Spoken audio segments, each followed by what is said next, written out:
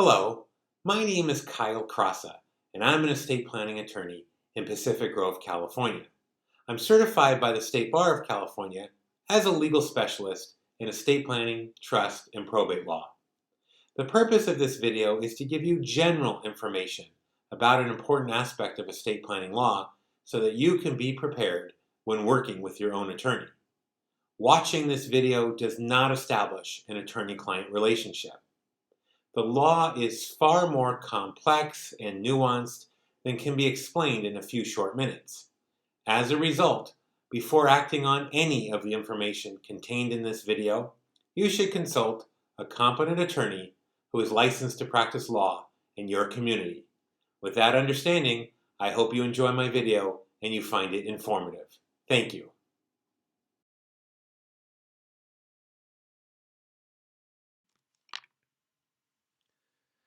Property tax in California is governed by Prop 13, which are rules that are unique to California. I'm not aware of any other state that has rules that are similar to California's Prop 13. And let's give you the background. What is Prop 13 all about? Well, Prop 13 came about in the 1970s, and that was a time when value of real property was increasing dramatically. So the fair market value of real property was rapidly rising. And prior to Prop 13, property tax was based upon the fair market value of property. So as the fair market value increased, so did property taxes. And proponents of Prop 13 argued that this result, because of skyrocketing property values, was forcing many Californians, especially seniors, out of their homes because they could no longer afford to keep up with the rapidly rising property taxes. So Prop 13 introduced this concept of assessed value, and that was separate and apart, or it is separate and apart from fair market value. The idea behind Prop 13 was that when you purchase real property, the value of that property pretty much will stay the same relatively for determining how much property tax you need to pay, even if the actual fair market value is increasing rapidly. So it decoupled fair market value, the actual value of the property, from assessed value, the value upon which your property taxes are based. And what Prop 13 does is it favors, even today, it favors people who hang on to their real property for a long period of time. So the longer that someone will hang on to property, the wider this gap gets between the actual fair market value and the assessed value upon which one's property taxes are based. And so for a lot of people, there's this huge gap here between the fair market value of their home and the actual assessed value that their property taxes are based upon. Now, there are certain activities, certain actions that will trigger a property tax reassessment, sometimes a full property tax reassessment or a partial property tax reassessment. The most common trigger and the most dramatic trigger is a change in ownership. So the general rule is when there is a change in ownership, the assessed value is going to pop up to the fair market value at that time. It's going to catch up to the fair market value for the new homeowner. Then that new homeowner will keep their assessed value, and they'll keep it all the way until there's another change in ownership. Then it's going to pop back up to the fair market value again. And then they'll be able to keep their value until they sell it, and then another change in ownership, it's going to pop back up. And of course, the longer that someone is held on to property, the more dramatic that jump is going to be from the assessed value to the fair market value. Now, there's one really important exception to this general rule that a change in ownership is going to result in a property tax reassessment. And keep in mind that the larger this gap, not only will there be a big jump up to the fair market value, but the property tax for that new homeowner are going to increase dramatically. So if you can keep the assessed value, you want to do that as a taxpayer. So one big exception to the general rule that a change in ownership is going to result in a property tax reassessment and therefore higher property taxes is transfers between parents and children.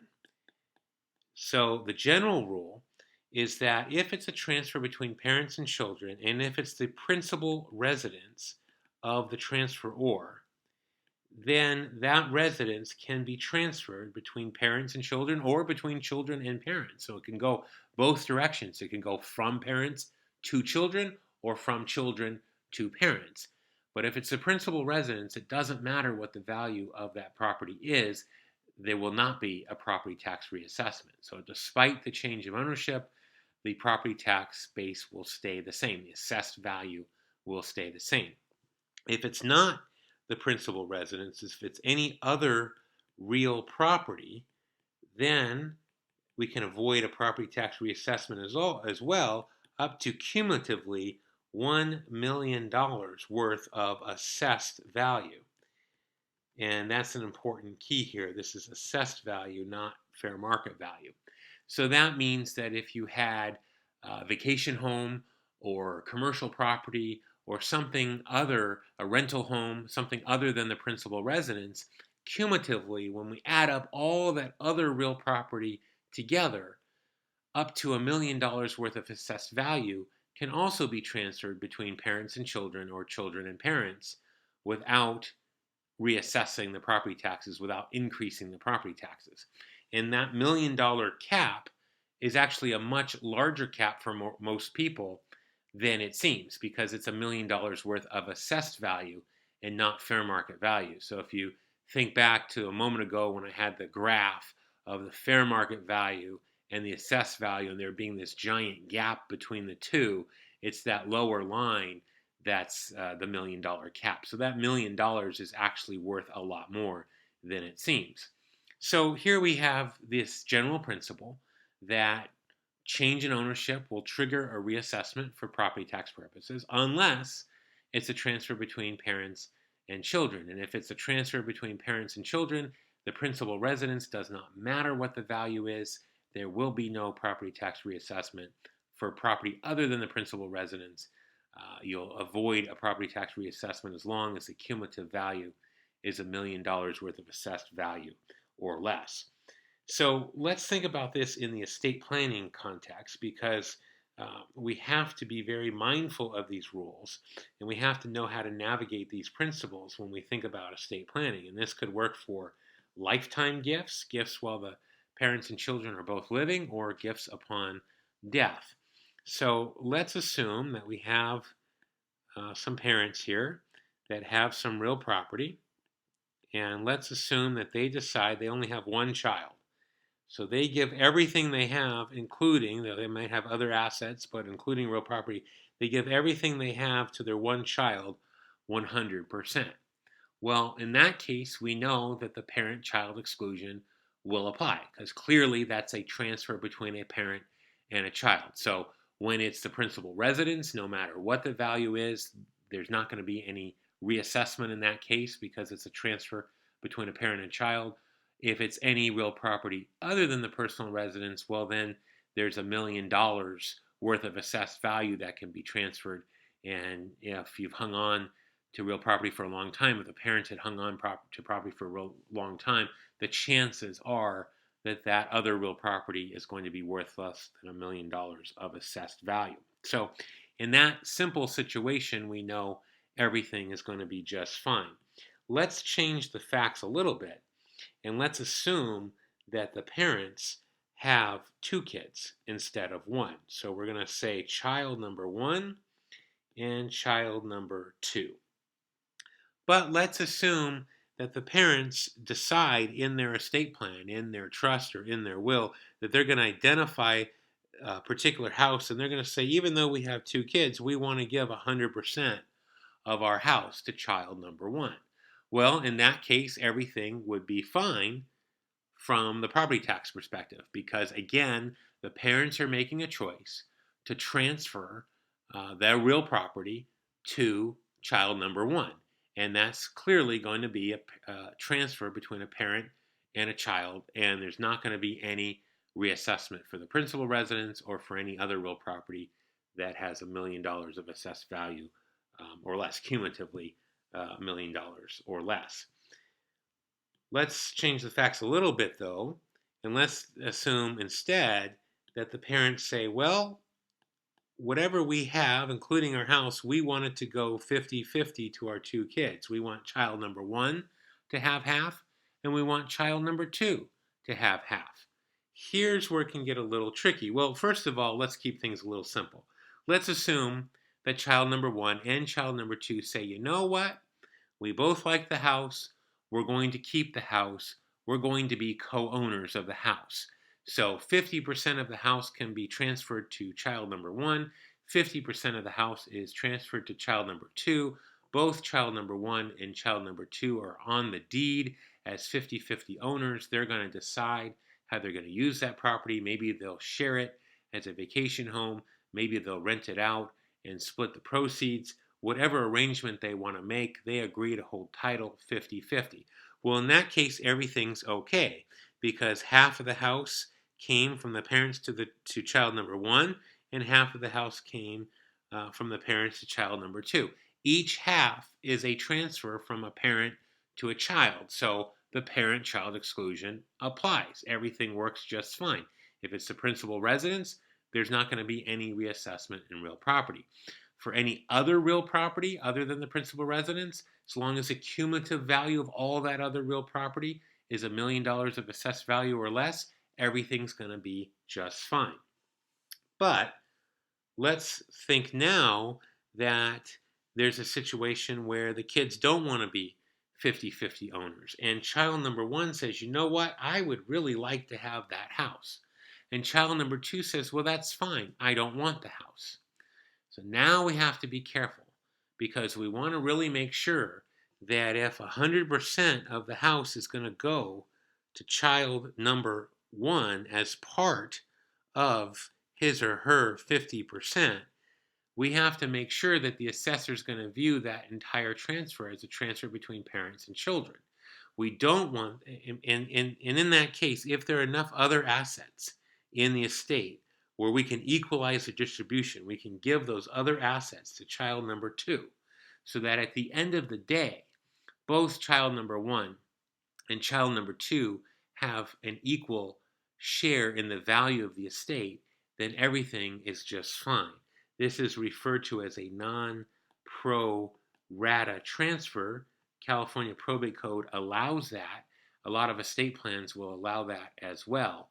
And what that just means is that instead of taking a line and drawing it down the middle of each asset, we're taking a look at the total value of the estate, and we can give 100% of some assets to one child and 100% of other assets to another child, as long as at the end of the day, each child gets an equal share. Because if the trust demands 50-50 split and both kids end up with 50-50 of the value, that's fine. The assessor doesn't care that only one child ended up with 100% of the house, as long as the terms of the trust requiring 50-50 split of the total trust assets were met, and the other child was given enough other assets to equalize the distribution, then everything would be fine.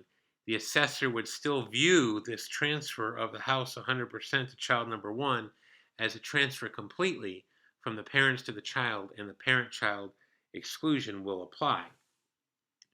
Now, where it can get complicated is, what if there aren't enough other assets to equalize the distribution? What if the house was the only asset? A lot of times in California, real property is the most valuable asset, and sometimes the residence is the only asset of substantial value for the estate. So let's assume that situation, where the only asset or the only significant asset of the parent's estate was the house. The trust mandates a 50-50 split here, but one child wants to keep the house and the other child wants to cash in. They want their money. They want cash. So we have to be very, very careful here, because if child number one says, okay, I'm going to take 100% of the house and I will give my sibling enough money to equalize the distribution, now we have a problem. Because the assessor's going to say, you know what? Half of the house came from a parent to child number one, but the other half of the house really came from the other sibling in exchange for some cash. It's really a half transfer from parents to child number one and a half transfer from child number two to child number one. There is no sibling to sibling exception for Prop 13 and in order to maintain Prop 13, and so there will be a 50% reassessment. There will be a 50% reassessment on the share that would have belonged to child number two. That will dramatically increase the property taxes for child number one, and that would not be an ideal situation. So what can be done here? Well, there are two options. One option is if there is special language in the estate plan that allows child number one to basically buy from the trust the other share. So if there's special language in the trust that says child number one can put money in to the estate or into the trust, and then the trust can turn around and give that money back over to child number two, then we're okay. So if there's special language in the trust, we're okay. Child number one can do that pretty easily. Problem is, a lot of trusts don't have that special language. So without that special language, now we're kind of stuck. But there's one more option, and that's an important option. That one option is that while the property is still in the parent's trust or in their estate, the trust or the estate get a loan from a third party to cover the difference. That money cannot come from child number one. It cannot come from the child who is taking the property. It has to come from some third party. So if, while the title to the home is still in the parent's trust or the parent's estate, and the trustee or the executor gets a loan from a third party who is not child number one, then and the proceeds from the loan come into the estate or the trust, then the trustee can distribute 100% of the house to child number one, and the cash subject to the mortgage, and the cash to child number two, and equalize that distribution.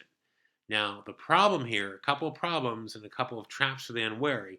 Number one, you have to do this before title exits the trust or exits the estate. You cannot transfer title to the house to child number one and then get the loan. It has to happen while the house is still titled to the parent's trust or the parent's estate. So that's number one. Number two, it is hard to find a lender who is willing to make that kind of loan. Most lenders are going to require that the property be in child number one's name first, and that's going to blow the property tax exemption, the parent-child exclusion. So there are a few lenders. There are specialized lenders. Those loans are usually more expensive or they're always more expensive than your average lender, but there are certain lenders in California who understand these rules and will lend in that situation. But there are not a lot of lenders who handle it, and it's a more expensive loan than typical, but it's worth it because it will save substantial property taxes. So it's very important to be careful in this situation. A lot of times when parents pass away and the children are trying to figure this out, they feel that they can sometimes do this without the guidance of an estate planning attorney, and these are nuances and traps for the unwary that they're going to fall into if they don't have proper guidance from an estate planning attorney. This is definitely not something that anyone should try to handle on their own because it's such a complex idea. But this just gives you some general information. I think the bottom line, the takeaway here is, number one, consult an attorney to help you with this. But probably the bigger picture is that there are ways that you can navigate these different issues about transferring real property to one child and letting the other child take some cash or other assets to satisfy their share. And there are ways to do it that will blow the parent-child exemption, and there are ways to do it that will preserve the parent-child exemption. And I think it's important to keep that in mind so you know to reach out to a qualified, competent, licensed attorney to help you guide you through this process. I hope you enjoyed watching my video. As I mentioned at the beginning, this is not intended to be a substitute for proper legal counsel. Before acting on any of the information contained in this video, you should consult a competent attorney who is licensed to practice law in your community. Thank you.